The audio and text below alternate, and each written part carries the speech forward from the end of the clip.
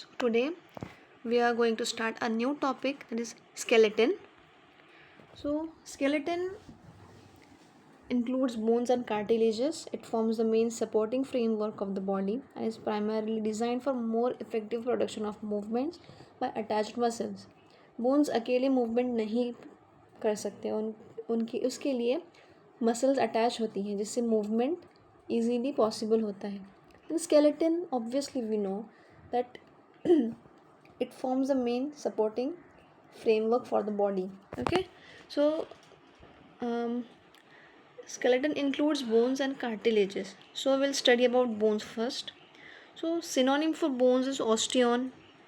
Okay, then similar terms are osteology, ossification, osteomyelitis, osteomalacia, osteoma, osteotomy, etc. Then what this term means? Osteology is the study of bones. Ossification is the hardening. Okay, hardening of bones. Osteomyelitis is basically inflammation of bones, which can occur due to infection or any other reason. Osteomalacia is softening of bones due to improper nutrition. Osteoma, oma is the suffix here. Recall, last lecture, recall it. Oma with the suffix we add where there is tumor. So tumor of bone is osteoma. And osteotomy. Tomy means removal. So removal of a specific part of bone in order to reshape it, okay, is osteotomy. Then let's look at the definition of bone. See, bones क्या है ना, bones are specialized in constantly changing connective tissue. अब constantly changing क्यों है? Because bones have rich blood supply. Okay,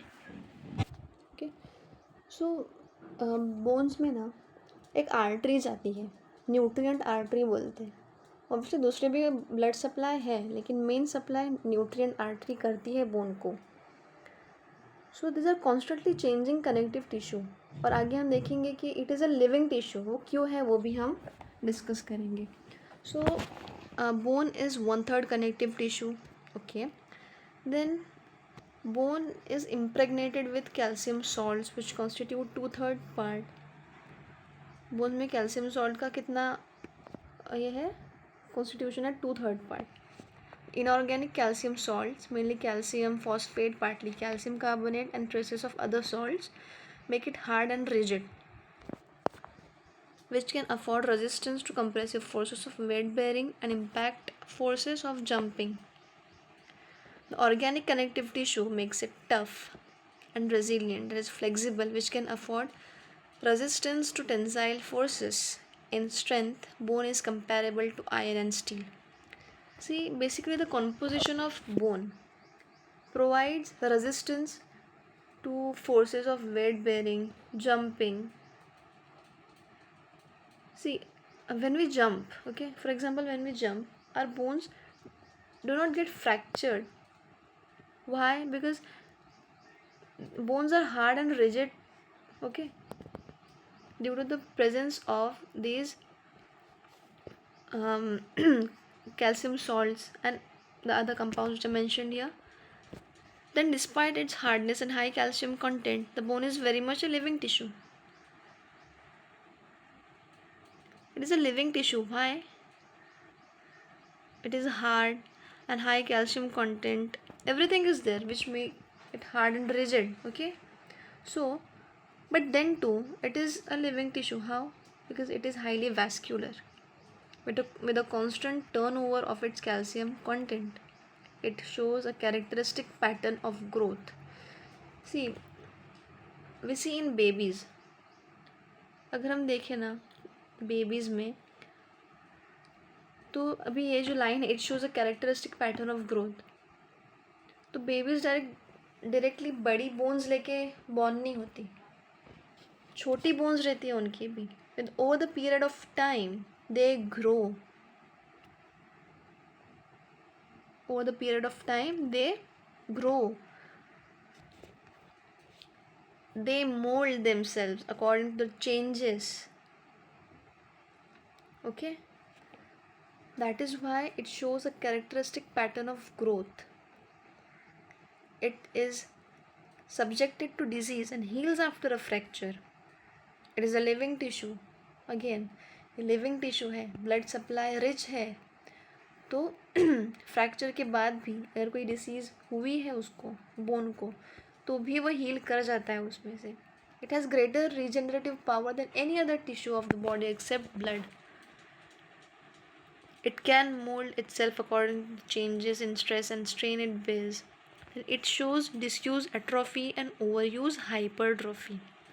See, disuse atrophy, it is shrinkage and weakening of muscle due to prolonged inactivity, we can say.